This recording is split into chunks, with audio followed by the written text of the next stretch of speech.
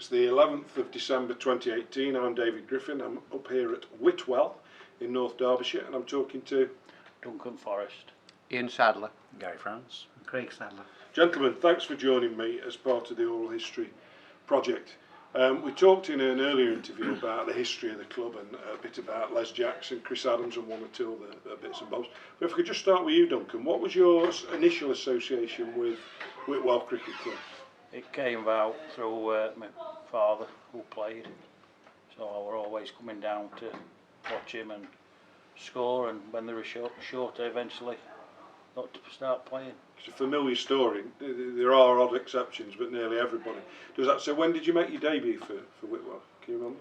Probably 1978, Right. 14, might have been a year earlier, but Batsman or bowler? I was a bowler at the time. Right. Bowler at the time. And when did you play until? 2 years ago. Really? Yeah.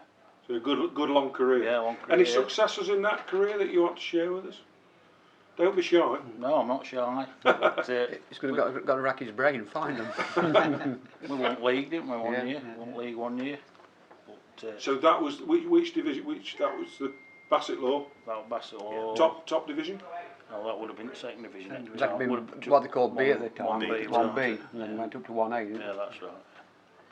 Yeah. So were you playing at that same time? Yes. You were playing then as well, Yeah, Craig. he was captain at And the time, and what about you, Gary? yeah. I wasn't playing when Duncan started. Right. I had a 10-year leave of the club Right. for work reasons, and then came back later for a second go. Right. We talked in the first interview. There was just a brief mention about a new pavilion, and I just wonder how. When did that come about? First of all. This is your man for that this one. is Gary worked on it. Did a So what did you have originally? You know, when the ground was given to the club in the 1890s. We had a wooden one which came from Welbeck Right. Estates. They gave it to the miners of the village. So somebody had to transport it from Yeah. Welbeck and put it up here, was it? An yeah. absolutely beautiful pavilion. Oh, it was an Just a outstanding. Wooden built. Yeah, Yeah. yeah. But it got woodworm, and at the time I think it was 1972. It came into disrepair. It was going to cost a fortune really to get it up to good standard, to be honest with you. And we ended up getting like a prefab building. Yeah, weren't very good with it. And it wasn't very good at all. But I think if it happened 10 years ago, 15 years ago, as guys that pavilion, wooden pavilion, I think we would have got a grant through the lotteries Right. to do it up and keep it as it was, because it's an absolutely marvellous pavilion. But of course, in 1972, those things that wasn't about, so I'm afraid we had to dismantle it, and we put another one up, I think, prefab thing from. You get it from Skegness? I think so. From Holiday Camp. I think Holiday somewhere. camp in Skegness, something like that. Transport it across here, put it up, and it did a good job. Did a job until, of course, Gary came along. So when did your pavilion project begin, Gary? That's a good question. 1980s was it? Oh, no, No, 1990s. Yeah, wasn't yeah. it? It would be. It'd be late 90. It'd be 97. No, it took longer than that. It took about 5-6 years to get it all together. And it opened in 2000. It opened in 2000, yes. And was this because of your own professional skills, or you just decided you wanted to? No, well, there was a need for a new pavilion, and at that time there was a lot of different agencies offering support and money, provided you could access it. Yeah. So it was a case of just putting bids together, explaining who we were, what we wanted, why we wanted it, designing it. Big issue about the ownership of the ground then, because we didn't own the ground. So we had to ensure that legally it was ours to build on. And so there's a lot of hurdles to jump over, as you would expect. Nobody gives you a lot of money easily, so there's a lot of criteria to fulfil. I presume they would have included community involvement. Community involvement and our own involvement. There's a lot of criteria. Have you got a youth club? Is it a sustainable club? Yeah. Has it got a longevity to it? All kinds of things to make sure that people. I can't remember. There was obviously the lottery. There was another one now which doesn't exist anymore, which gave us quite a lot. Then there was match funding. The local authority, Bolsover District Council helped. Really? Yeah. The parish council helped. And by the time you'd got about 6 or 7 agencies all putting their little bit in. And was it built on the same site as the original pavilion? Yes, And it how was. long did it take? Were you able to finish one season and Yes. start the next? Really? Built in the winter time. No, that's excellent. Yes, by a local builder who Yeah. got the contract. So you've joined the club in the 70s and you're changing in this container or whatever it was, or former shack from Butlins. What was it like to step into the new pavilion It for was you? great. Beautiful building and designed by one of his own, Bob Lomas. Or his old plans up, didn't he? Yeah, Did, Bob, yeah. Bob drew the plans up and It just everything. a step forward from what we were changing into what we've got now. Fantastic. Big jump, weren't it? Yeah, massive. And I were- think the enthusiasm started to say where we are now. You know, how we've developed as a club, I think that was just the start of it. I think the enthusiasm the general village people got of the club, knowing that we wanted to do something special, if you want. Was this a time when it was becoming a criteria to have a pavilion in order to get a certain category status for your ground? Or No, because that certainly exists now, doesn't it? Well, If you want to there's be such things as club mark, which the Yeah. ECB is sort of downloading upon clubs. So it was more to do with a desperate need Yeah. to have a decent pavilion that was going to last for a long, long time. And once we'd got that, and people saw that the effort was being made, somehow or other we got a wicket, artificial wicket. We had new fencing. Fencing The, put the, up, the, old, wasn't the it? old fencing was Yeah. coming down. We had Yeah. new fencing was put Yeah. up, and that was financed through the local quarry. What I've just Yeah, been about, Steepley, yeah. Steepley Quarry. Yeah. They put the money forward and had that. And then nets as well. The nets was all done professionally. Yeah. So really, from around about 2000 was the start of a tremendous amount of ground improvements, which has probably brought it up to its modern standards, Yeah. really. And it created a lot of facilities for the community to actually use, not just necessarily for cricket. And what are they, Gary? Those facilities? Well, you've obviously got very good practice facilities, a double netting which has been properly and professionally put up. You've got proper fencing around the ground that looks smart, looks tidy. We got new equipment to keep the grass short, a new roller, and of course different agencies. I mean, people will know better than I do about different agencies using the pavilion for other things other than just cricket. Yeah. And from the now an outsider looking in, I see Whitwell Cricket Club as probably the major amateur sporting club of this village or its community, which offers a facility for young people to get involved in sport. And make no doubt about it that if it wasn't for these volunteers creating an opportunity for young people to play cricket, the game would die. Well, I was going to ask because Absolutely. you've talked about the facilities, but of course you've got to have people then, haven't you, to work these Volunteers. facilities and to do the stuff. So you talked about a practice pitch, but who looks after the ground day to day or week to week over the summer and winter, presumably? I'll look after the square, Yeah. the square, and then I he look looks after after the outfield and the surroundings. and the surroundings. Is the square, pitches, is it something, because they're kind of a strange breed, aren't they, groundsmen, people, you'll always look at first class matches where people walk out to the middle and they'll look at the square of the pitch, you think, what are they looking at? It's a bit of grass, but did you have to do any formal learning, training, No, or you just picked learnt it off up the from people? chaps who I came up when I coming up as a youngster. Really? Just learnt off the older chaps as it was then. Yeah. Like hopefully some of our younger chaps will learn off me.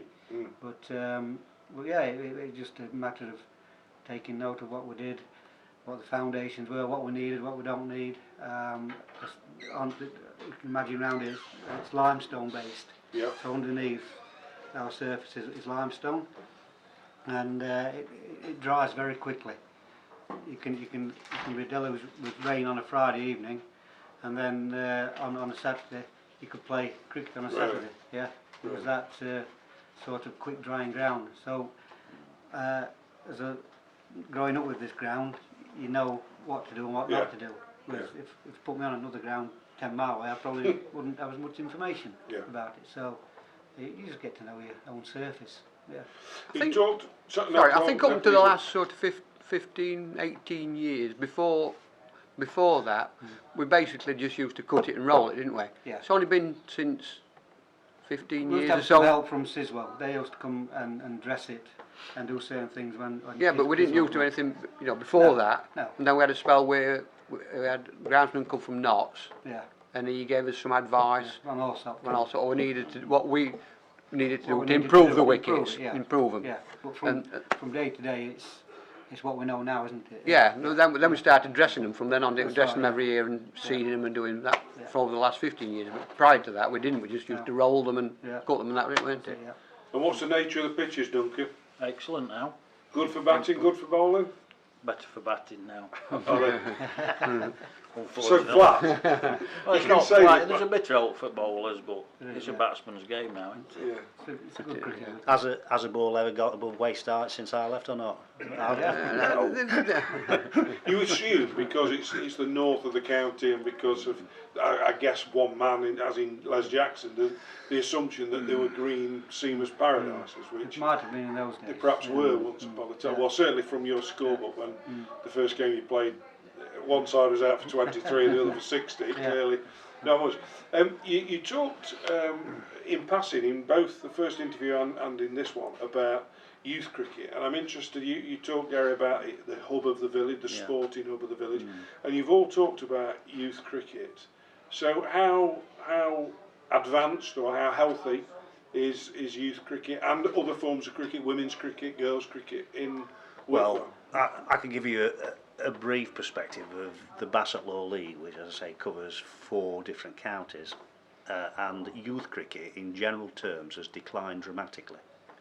Participation in cricket has dropped dramatically, both in terms of players and clubs. So there's often a large debate as to why this is all occurring, and I could talk for hours about it. But the exception to the rule, and this is from an outsider now looking into Whitwell breaks the mould, because there's so much activity at a youth level here that many clubs would do well just to come and look and observe, and they would find that their own club can be regenerated. So, Mr. President, where's that come from? Why have Whitwell found the magic ingredient, or Oh. how did they find it? Sorry, go on. Well, it has come from the facility-wise. You know, again, the enthusiasm that they've got from having the new pavilion and new equipment. It's just people realised, people sat here in your interview tonight, the enthusiasm they've got to run junior sides. It's not all about funding.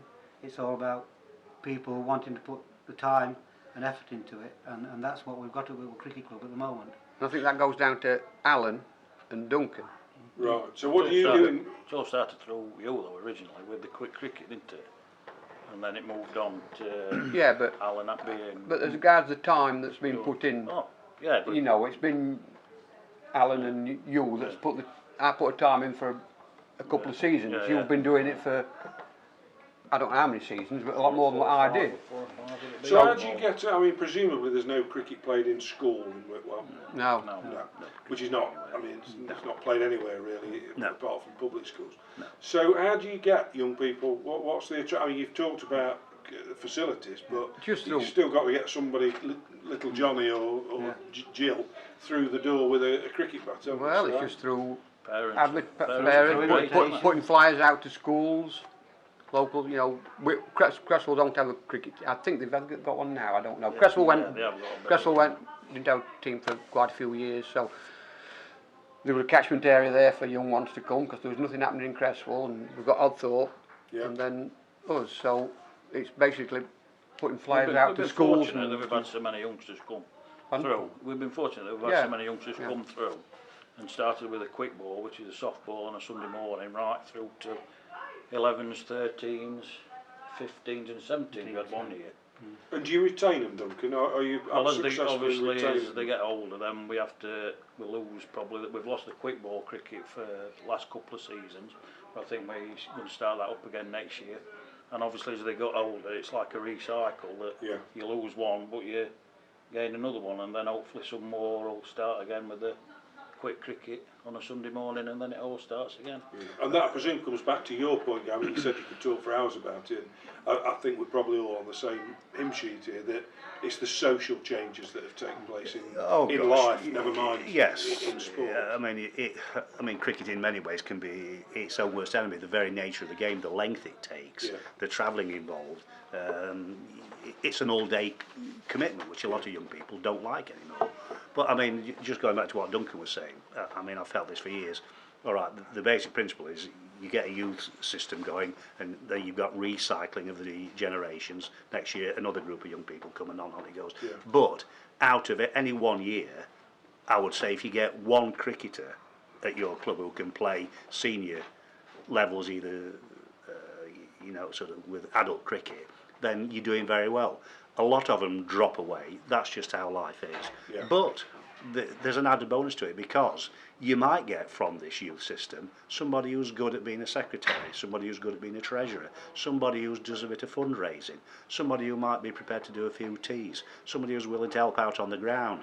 So it's not just necessarily you're getting players from it, you're getting people who want to be interested in a community sporting facility. Hence, your club maintains itself as a club.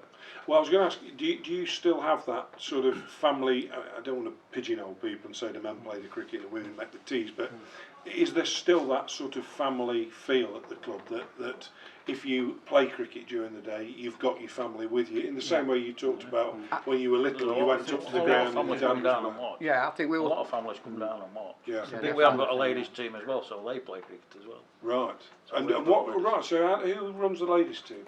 Alan. Alan will just Right. Alan And is that all ages?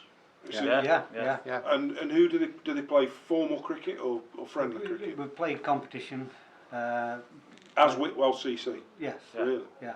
And we played, although we didn't fare very well, but we've been in competition, and they've played around in Derbyshire as well. Doesn't Alan's daughter play county cricket? Alan's daughter plays county. Daughter plays county. Right. And again, I keep mentioning the word enthusiasm. You know, you say how do we build?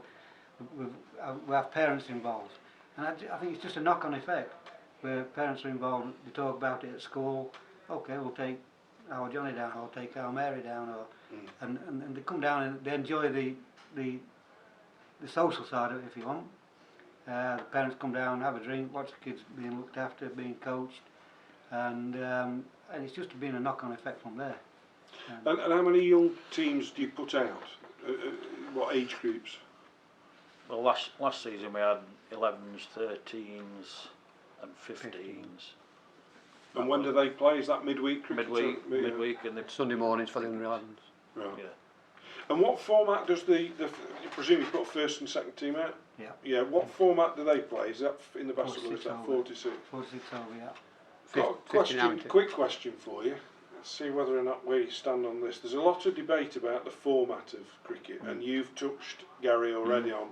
I think we all probably grew up in the era where a full day of cricket and the travelling was actually what made it great. Yes. Was the fact that you were out all day and you didn't get back till late at night. But as you rightly say, that's not quite as convenient for modern families. So is there any likelihood, do you think, that the Basset Law League will move to a shorter format? How long have you got?